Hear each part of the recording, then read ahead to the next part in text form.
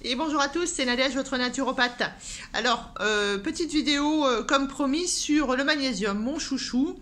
Le magnésium, pour moi, c'est le sel minéral dont on manque à fond. Pourquoi? Parce que le premier générateur de carence, c'est le stress. Et on est tous stressés. Alors, petit rappel, entre guillemets, à quoi ça sert le magnésium. Alors, la première chose, vous avez bien compris, c'est le fonctionnement de notre cerveau, de ce qu'on appelle nos neurones, mais surtout le fonctionnement de l'influx nerveux, c'est-à-dire l'information qui va passer d'un neurone à un autre neurone.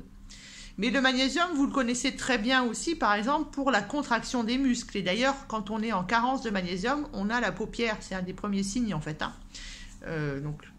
La paupière étant un muscle. Donc, si vous avez les paupières qui tombent, faites des exercices. Ensuite, le magnésium, c'est un catalyseur d'énormément de cascades enzymatiques. Alors, il y a dans la thyroïde, bien sûr, mais c'est indispensable pour le fonctionnement du foie. C'est aussi important pour créer ce qu'on appelle des prostaglandines. Donc, les prostaglandines, c'est le produit qui sort de la cascade des oméga 3 et des oméga 6 par exemple. Les prostaglandines, c'est quelque chose qui va être anti-inflammatoire ou pro-inflammatoire, en sachant, je vous rappelle, si vous avez regardé la vidéo sur l'immunité, qu'il est indispensable d'avoir de l'inflammation pour guérir. Ensuite, par exemple, le magnésium, il a été reconnu qu'il augmente l'activité enzymatique du foie. Quand on a du magnésium, on peut faire les fameuses phases de détox 1, 2. Certaines disent 3, puisque le fait de passer jusque dans les reins est une troisième phase. C'est très très intéressant et moi ça me rappelle mes années lorsque je travaillais en chirurgie au bloc opératoire en chir cardiaque.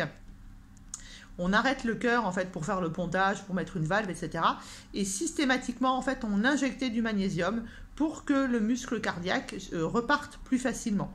Donc le magnésium, il a un rôle essentiel dans toutes les maladies cardiovasculaires, que ce soit les infarctus, l'angor, etc. En fait, il va permettre une contraction du muscle qui sera plus cool, entre guillemets. Alors, il a une tonne d'autres indications, on est d'accord. On ne va pas tous les faire puisque j'ai décidé de vous faire une petite vidéo parce que celle d'avant, elle a quand même duré 25 minutes.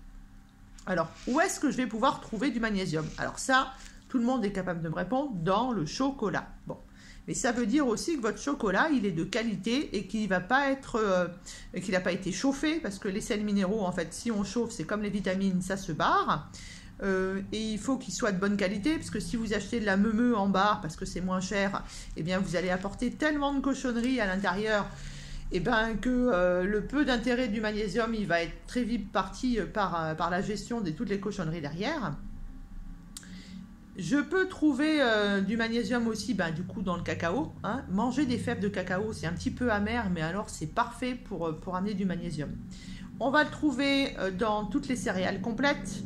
Ça veut dire des pâtes, du riz, qui ne sont pas blancs, donc ils sont semi-complets ou complets. Parce que c'est dans l'enveloppe en fait du grain qu'il va y avoir des sels minéraux et notamment le magnésium. On va en trouver, c'est pour ça que je vous conseille souvent de manger des oléagineux dans les amandes, dans les noix, dans les noisettes. Il y en a beaucoup aussi dans les coquillages et dans tout ce qu'on appelle les légumes secs, les légumineuses, les différents pois, etc. Il faut savoir que à partir du moment où vous allez être stressé, à partir du moment où vous allez boire de l'alcool, à partir du moment où vous allez manger des produits surgelés, et je pense notamment aux légumes très verts, eh bien, pour que le légume reste très vert une fois qu'il a été surgelé, parce que vous savez qu'on fait l'effet tremper un petit peu dans l'eau pour qu'il frise, entre guillemets, eh bien, il y a à l'intérieur ce qu'on appelle un chélateur de minéraux. Et donc, en fait, si vous mangez que vos légumes verts sont essentiellement issus du monde surgelé, eh bien, vous foutez en l'air votre réserve de magnésium. Comment on va se rendre compte qu'on est en carence de magnésium? eh ben, on est fatigué, on a un sommeil qui n'est plus réparateur, on a, je vous l'ai dit tout à l'heure, la paupière, on a très mal aux muscles, et puis on va avoir tous les signes neuro, anxiété, hyperémotivité, la fameuse tétanie aussi, hein, c'est pas que le calcium, c'est aussi le magnésium. Alors, le but de la vidéo aujourd'hui, c'était, je me suis fait exprès un petit document pour rien oublier, c'était de vous parler des différentes sortes de magnésium, parce que du coup, en fonction de la forme chimique que vous allez prendre comme magnésium, vous allez avoir un intérêt différent. Alors, ce qu'il faut savoir quand même, c'est que moins votre magnésium va être assimilé, ou assimilable, mais assimilé, je pense que c'est le mieux. C'est-à-dire, si vous prenez une forme qui n'est pas assimilable ou si vous ne l'assimilez pas, eh bien, vous allez avoir un effet diarrhée, entre guillemets, un effet laxatif, si on veut parler un petit peu plus médical. Alors, les magnésiums sont de plusieurs générations. Ce qu'il faut retenir de très important, c'est qu'on va choisir, en tout cas pour que votre magnésium rentre dans la cellule, parce que c'est là qu'il doit aller si vous voulez avoir une action. Donc ça, c'est très important.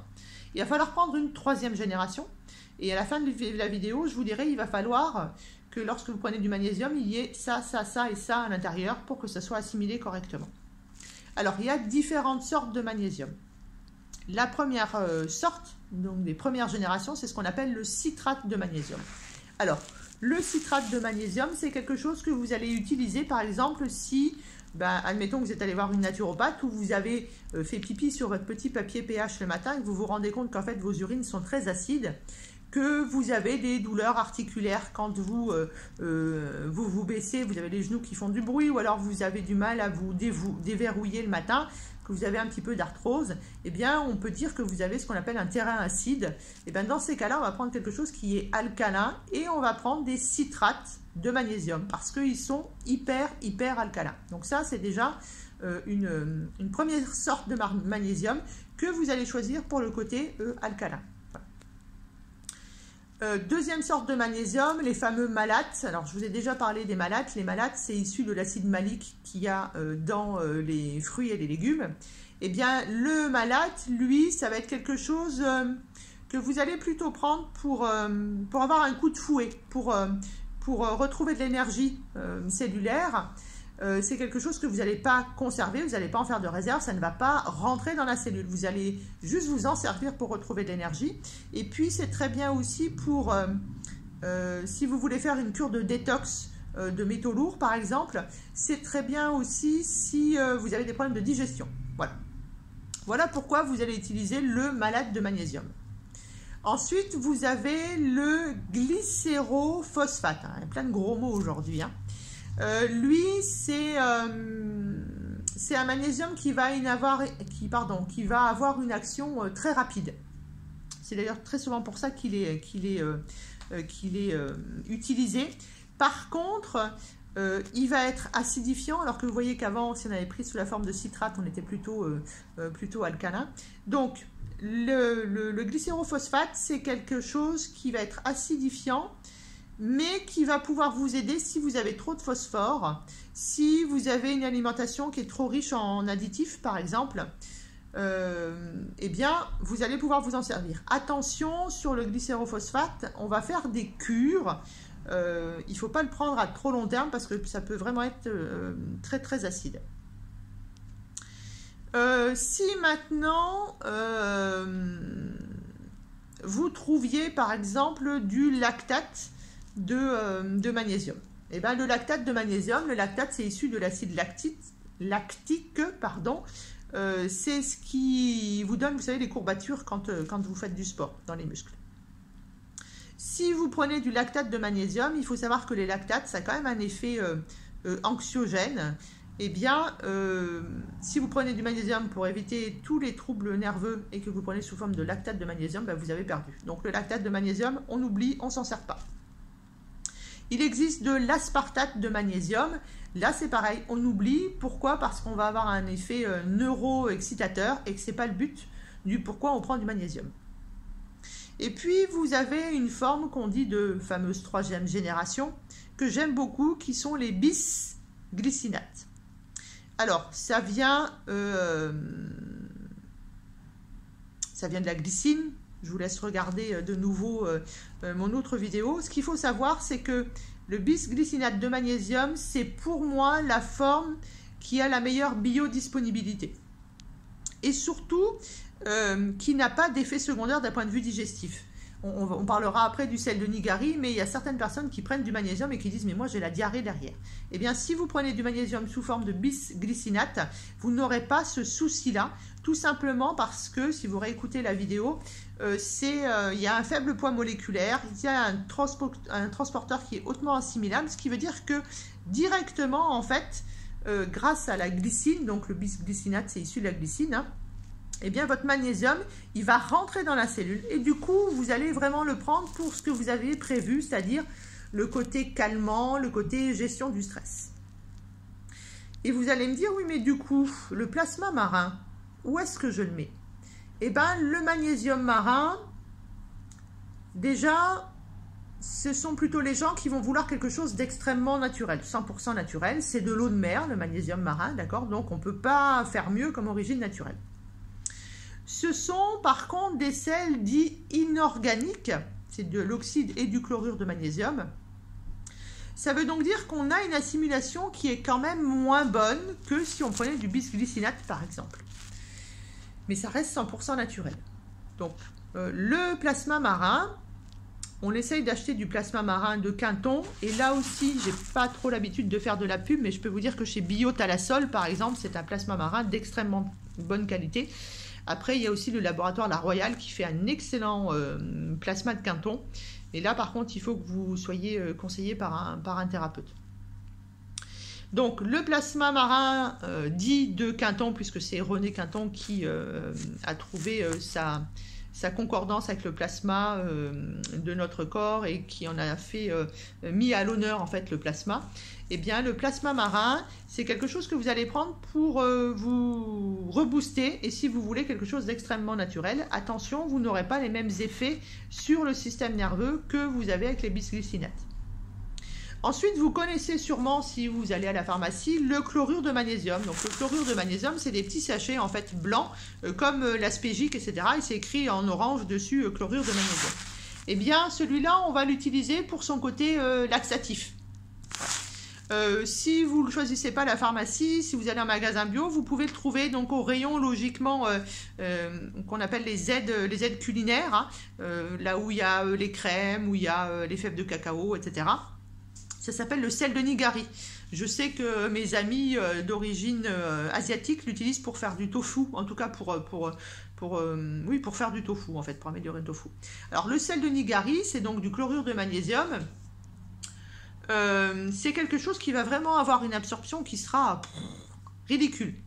Vraiment très, très médiocre. Par contre, c'est quelque chose que vous allez utiliser justement si vous voulez avoir la diarrhée, parce que vous avez fait une intox alimentaire, parce que vous avez envie de faire une détox de votre système lymphatique, par exemple. Quand vous faites votre détox, jamais dans le froid de l'hiver, hein, je vous le rappelle, ou si vous êtes de tempérament lymphatique, ou si vous avez tendance à avoir de la cellulite, faire de la rétention d'eau, et bien faire des cures, alors attention, hein, de temps en temps, sous conseil là aussi, de chlorure de magnésium à la pharmacie ou de sel de Nigari, eh bien vous allez pouvoir vous nettoyer aussi bien les toxines que la lymphe, qui est notre poubelle du corps, même si c'est elle qui contient une majorité de notre système immunitaire. En tout cas, vous allez pouvoir virer les déchets de votre corps. Donc, dans ce sens-là, c'est plutôt pas mal. Et je pense, par exemple, moi, je le fais utiliser, je l'ai beaucoup utilisé, notamment à l'étranger, quand vous chopez un petit virus, que ce soit une gastro-entérite ou une intox alimentaire ou des choses comme ça. En fait, vous faites une petite cure. Alors, c'est pas longtemps, hein, c'est un petit peu plus d'une journée. Sur du sel de Nigari. Alors, franchement, c'est dégueulasse à boire, hein, d'accord? Par contre, ça marche d'enfer. C'est-à-dire que vous avez la diarrhée toute la journée, mais vous êtes débarrassé. C'est-à-dire que le lendemain matin, vous remontez en pleine forme. Vous avez peut-être entendu aussi, mais pas forcément pour ingérer, le sulfate de magnésium, que l'on appelle aussi, en tout cas dans les magasins bio et les pharmacies, le sel d'Epsom, E-P-S-O-M. Alors, le sel d'Epsom, on l'utilisait déjà dans l'Antiquité, hein, d'accord, dans les années 3500, 5000 avant Jésus-Christ, comme laxatif, en fait. Alors, aussi bien pour les personnes qui étaient constipées que pour, comme je vous l'ai dit tout à l'heure, l'utilisation du sel de Nigari. Alors, si vous l'utilisez par voie orale, c'est-à-dire par la bouche, pas forcément de propriétés merveilleuses. En tout cas, vous allez pas forcément assimiler du magnésium, c'est-à-dire qu'il ne va pas forcément rentrer dans votre cellule. Par contre, ce qu'il faut savoir, c'est que le sel d'Epsom par la bouche, ça permet de dilater le canal cholédoque, donc le canal qui permet d'amener la bile de la vésicule biliaire jusqu'au duodénum, donc qui vous aide à digérer le gras. Donc c'est pas mal si vous avez des boues par exemple dans la vésicule biliaire, que votre bile elle n'est pas en grande forme, que peut-être votre médecin vous a dit eh bien on va vous enlever la vésicule biliaire, vous faites une cholécystite, ça s'appelle une inflammation de la vésicule biliaire, eh bien votre naturopathe, parce que ça c'est pareil, ça va se faire sous contrôle d'un thérapeute formé, vous pourrez vous conseiller par exemple de prendre des sels d'Epsom. Voilà. C'est pas mal aussi si vous avez des lourdeurs d'estomac, vous avez du mal à digérer, vous venez de faire un repas que vous n'avez pas trop l'habitude de faire, et bien vous pourriez prendre une demi-cuillère à café dans un verre d'eau juste après le repas. Alors là c'est pareil, hein, ça se fait de manière occasionnelle, on ne fait pas des cures longues, hein, parce que ça reste quand même du sulfate de magnésium, donc avec les risques de déminéralisation derrière, mais ça peut en tout cas... on va dire entre guillemets, vous aider à digérer si vous le prenez après le repas. Je vous ai donc donné les différentes sortes de magnésium qui existent, donc première, deuxième, troisième génération, les citrates, les malates, etc. Vous avez bien compris que certains ont certaines indications. La meilleure, c'est la troisième génération si on veut aller agir sur tout ce qu'on subit actuellement, c'est-à-dire les stress, les fatigues, le sommeil non réparateur, l'anxiété, etc., etc. Alors moi, là aussi, j'ai un petit chouchou, c'est le déstress. Pourquoi? Vous allez comprendre. Si vous voulez que le magnésium rentre dans la cellule, ça vous avez compris, je radote, on prend une troisième génération. Mais il va falloir surtout que le magnésium soit associé aux vitamines du groupe B, notamment la vitamine B6. Il va falloir qu'il soit associé à une acide aminé qui s'appelle la taurine. Alors la taurine, tout le monde la connaît puisqu'on en a parlé dans le fameux Red Bull. Il faut savoir que la taurine devient un excitant quand elle est mariée à un excitant. Et dans le Red Bull, vous avez de la caféine. Si la taurine, vous ne la mettez pas avec un excitant, ça ne sera pas excitant. Petite histoire, anecdote d'un client, vous ne prenez pas votre déstress avec de la vitamine C. Parce que du coup, vous mettez la taurine avec un excitant et vous allez avoir un effet excitant, alors que le but par exemple, du Destress, qui est un produit avec qui je travaille depuis 3 ans, qui est vraiment exceptionnel, c'est justement de vous apaiser, d'enlever les anxiétés, de vous aider à dormir, etc. etc. Et c'est le produit magnifique, qui porte très bien son nom, hein, pour la gestion du stress. Donc, pour que votre magnésium rentre dans la cellule, il faut des vitamines B et il va falloir de la taurine. Il n'y a que comme ça, si vous voulez, que vous allez ouvrir la porte de la cellule, que le magnésium va rentrer à l'intérieur. Donc, si vous achetez du magnésium tout seul, ou du magnésium avec de la B6, je pense au fameux Magné B6 qui est vendu par millions de boîtes à la pharmacie, ben, ça ne sert à rien. Vous allez avoir un petit peu de magnésium, vous allez peut-être sentir un petit peu un petit quelque chose, mais s'il n'y a pas de taurine à l'intérieur, si ce n'est pas une forme bisglycinate, eh bien ça ne sert à rien. Et là, de nouveau, vous pissez dans un violon. Pour que la vidéo fasse 20 minutes, je me permets de vous dire que pour le magnésium, on dit en général qu'on prend son poids et on le multiplie par 6. Et comme ça, on sait combien de milligrammes on doit prendre par jour. Mais ça va être le nombre de milligrammes qu'il va falloir que vous preniez par jour si vous avez une bonne alimentation, un intestin correct et que vous ne subissez pas trop de stress. Donc moi, je fais souvent faire une phase d'attaque bien plus forte. Et puis après, sur le long cours, on va garder à mon poids multiplié par 6. Le magnésium ne doit pas être pris en grosse quantité en une seule fois. C'est-à-dire que, par exemple, vous choisissez de suivre mes conseils et de prendre du Destress. Je ne suis pas du tout payée par le labo, je vous rassure. Hein, je suis contre tout ça. J'ai aucun problème d'intérêt. Il va falloir le prendre un tout petit peu sur toute la journée. Parce que de toute façon, si vous prenez une énorme quantité, vous allez assimiler ce que vous avez besoin, puis le reste, vous allez le pisser. Le magnésium, et notamment je pense au Destress, vous allez avoir un effet vraiment rapide Par contre, il faut savoir que le temps de refaire ses réserves, entre guillemets, c'est-à-dire partout, hein, je vous ai dit que le magnésium, on s'en servait dans une tonne de choses, dans une tonne de cascades, en fait, enzymatiques, et je pense notamment à la thyroïde, par exemple, eh bien, il va falloir prendre au moins pendant 3 mois du magnésium pour avoir un effet correct. Voilà, c'était la petite vidéo qui a quand même fait 20 minutes, parce que je voulais quand même être complète, vous savez comment je suis, sur le magnésium. Je vous laisse regarder la vidéo juste avant sur comment je choisis mes compléments alimentaires. Je vous rappelle que c'est pas parce que c'est cher, que c'est pas parce que c'est bio, c'est pas parce que c'est à la pharmacie que c'est de bonne qualité. Ayez les mêmes exigences sur l'achat de vos compléments alimentaires que vous l'avez sur je prends soin de mon corps, sur l'achat de votre voiture, de votre maison, etc., etc. Voilà, soyez très exigeants et ne vous laissez pas happer par les sirènes publicitaires ou sur le prix. D'accord? C'est important. Le but, c'est que quand on prend un complément alimentaire, ça serve à quelque chose. Voilà, c'était Nadège, votre naturopathe. Toujours rien à vendre derrière. Si vous avez des questions, comme toujours, vous laissez un petit mot à la fin de la vidéo. Vous êtes de plus en plus nombreux à me suivre et je vous en remercie. Je suis ravie de ça. Et je vais donc continuer. Je pense que la prochaine vidéo que je vous ferai d'ici quelques jours, ce sera sur la ménopause. Parce que c'est un mot que je rencontre énormément dans mon cabinet. Et je pense qu'il est temps que tout le monde se rende compte que subir la ménopause, c'est 2 mots qui ne vont pas ensemble. On peut très bien vivre sa ménopause et j'en suis un exemple. Allez, à bientôt. Bonne journée, prenez soin de vous, n'oubliez pas, c'est important.